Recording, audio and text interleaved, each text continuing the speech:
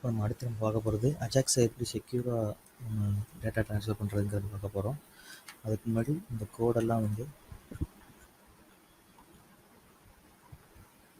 View பேஜில் போட்டிருக்கோம். இதெல்லாம் நம்ம ஜேஎஸ் பேஜுக்கு மாற்றணும். அதுக்கு முன்னாடி நம்ம அந்த பேஸ் யூஆர்எல்ன்றதுலாம் வந்து பிஹெச்பி டேக்கை நம்ம ஜேஎஸ்குள்ளே யூஸ் பண்ணியிருக்கோம். அதெல்லாம் ரிமூவ் பண்ணுறதுக்கு பேஸ் யூஆர்எல்ல ஒரு சிங்கிள் வேரியபிளில் நம்ம வச்சுருக்கோம். எங்கே வேணும் யூஸ் பண்ணிப்போம். காமனாக நான் வந்து ஃபுல்லாக டிஃபைன் பண்ணுறேன். இது பேஸ் யூஆர்எல்னு ஒரு வேரியபிளில் அதை நான் சேவ் பண்ணுறேன். பேஸ் யூஆர்எல்லை யூஸ் பண்ணுறேன்.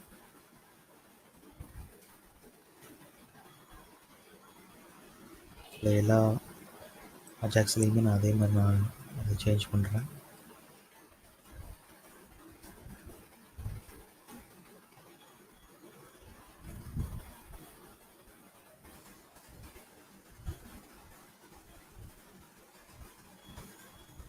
இதை வந்து கம்ப்ளீட்டாக நான் அந்த கோடை ஃபுல்லாக கட் பண்ணி தனியாக ஒரு பேஸ் ஃபைலில் போட போகிறேன்.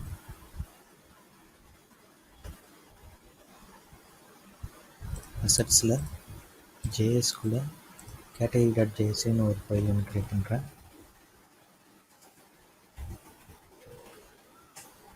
இதை வந்து பேஸ்ட் பண்ணிடுறேன். இதில் வந்து இங்கே லிங்க் பண்ண போகிறேன்.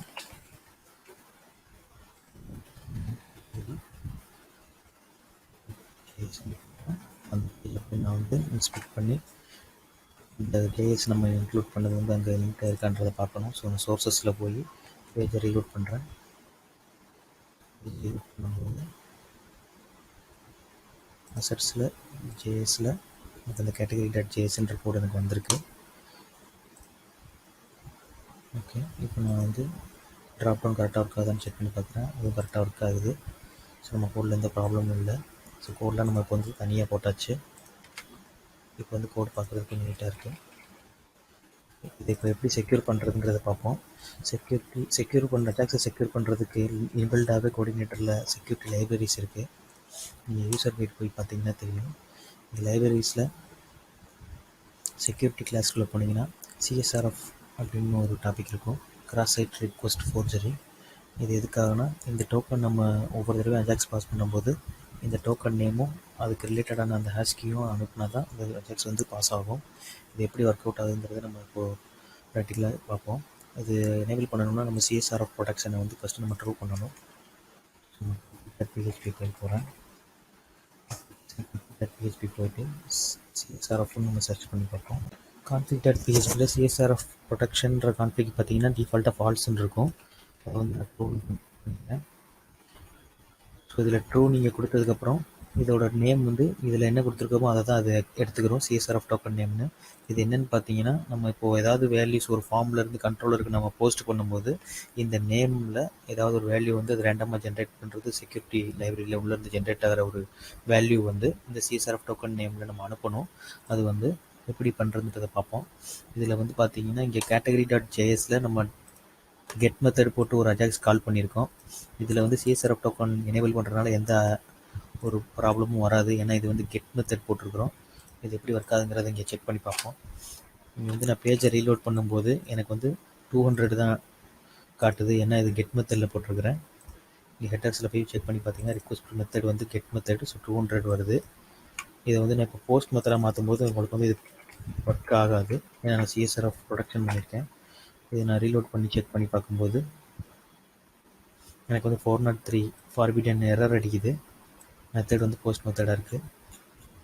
இதில் என்ன ஃபார்ம் டேட்டா இருக்குதுன்னு பார்த்தீங்கன்னா எந்த ஃபார்ம் டேட்டாவும் நம்ம போஸ்ட் பண்ணலை. அதனால் அது எரர் அடிக்குது.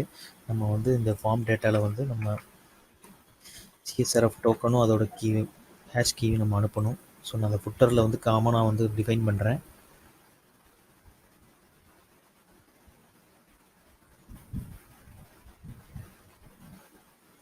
பார்த்தீங்கன்னா சிஎஸ்ஆர்எஃப் டோக்கன் நேம்ன்ற வேரியபிளில் சிஎஸ்ஆர்எஃப் டோக்கன் நேமை எடுக்கிறேன். இந்த ஃபங்க்ஷன் என்ன செய்யும்னா இந்த கான்ஃபிகில் உள்ள இந்த சிஎஸ்ஆர்எஃப் டோக்கன் நேமில் உள்ள இந்த நேமை தான் இது அங்கே வந்து எடுத்து கொடுக்கும். இதே மாதிரி இந்த சிஎஸ்ஆர்எஃப் ஹேஷ் வந்து இது ரேண்டமாக அதுவே ஒரு கீயை ஜென்ரேட் பண்ணி வைக்கும்.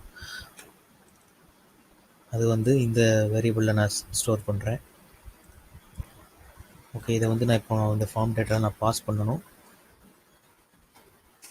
வந்து நான் பாஸ் பண்ணுறேன் இப்போ போஸ்ட் வேல்யூஸோட சேர்ந்து CSR of name CSR of hash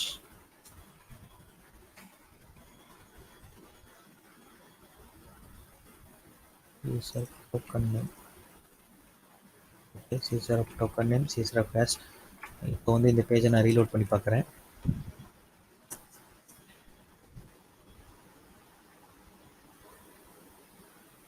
இப்போ பார்த்தீங்கன்னா 200 வருது. மெத்தட் என்னன்னு செக் பண்ணி பார்த்தோன்னா போஸ்ட் மெத்தட் தான் 200 வருது. ஃபார்ம் டேட்டா என்ன போஸ்ட் ஆகுதுன்றதை நம்ம செக் பண்ணி பார்க்கும்போது சிஎஸ்ஆர் ஆஃப் டோக்கன் நேமில் ஒரு கீ ஒன்று போஸ்ட் ஆகுது. இப்போ நான் அந்த பேஜை மறுபடியும் ரீலோட் பண்ணி பார்க்குறேன்.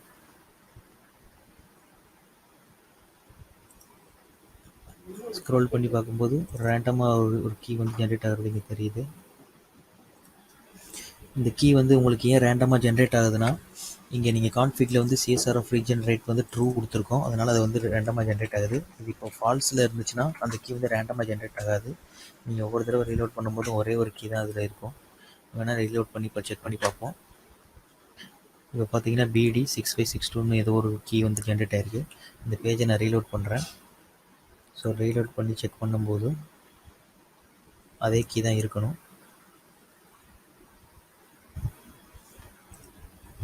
ஓகே, இப்போ ஸ்க்ரோல் பண்ணி கீழே போய் பார்க்குறேன். ஸோ உங்களுக்கு கீ வந்து இந்த வேல்யூ வந்து மாறலை, இதே தான் இருக்குது. இது கரெக்டாக ஒர்க் ஆகுது. உங்களுக்கு ஒவ்வொரு தடவையும் ஒவ்வொரு கீ மாறுறது தான் உங்களுக்கு வந்து செக்யூரபிள். ஒரே கீ இருந்துச்சுன்னா அதை ஈஸியாக ஹேக் பண்ணிடுவாங்க. கீ வந்து ரேண்டமாக ஜென்ரேட் ஆகிட்டே இருக்கிறது தான் நல்லது. இதில் வந்து உங்களுக்கு என்ன நேம் வேணுமோ அதையும் நீங்கள் இங்கே செட் பண்ணிக்கலாம். இப்போ எனக்கு டெஸ்ட்டுன்னு ஏதாவது ஒரு கீ நேம் வந்து எனக்கு பாஸ் ஆகணும்னா இதை நீங்கள் இங்கே செட் பண்ணிக்கலாம். அங்கே நம்ம இந்த ஃபங்க்ஷன் யூஸ் பண்ணுறதுனால அதில் என்ன நம்ம கான்ஃபிகில் என்ன செட் பண்ணியிருக்கோமோ அந்த நேம் வந்து உங்களுக்கு டிஃபால்ட்டாக வந்துடும்.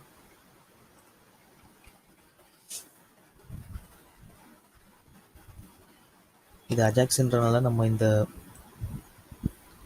ஹேஷ் கீ இந்த டோக்கன் நேம் ரெண்டையுமே வந்து நம்ம பாஸ் பண்ணிட்டோம்.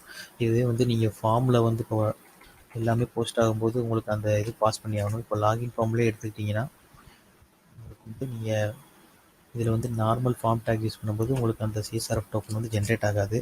இது PHP கோஆர்டினேட்டரில் உள்ள ஃபார்ம் டேக் யூஸ் பண்ணும்போது உங்களுக்கு அந்த சிஎஸ்ஆர்எஃப் இன்பில்டாகவே உங்களுக்கு வந்துடும். இப்போ பார்த்தீங்கன்னா ஃபஸ்ட் பேரமில் நம்ம வந்து அந்த என்ன URL அதை நம்ம அனுப்புவோம். இதை நான் ஹைட் பண்ணி இப்போ நான் செக் பண்ணி பார்க்குறேன். நம்ம லாகின் டாட் PHPயில் இந்த சிஎஸ்ஆர்எஃப் டோக்கன் வருதா இல்லையான்றதை செக் பண்ணி பார்ப்போம்.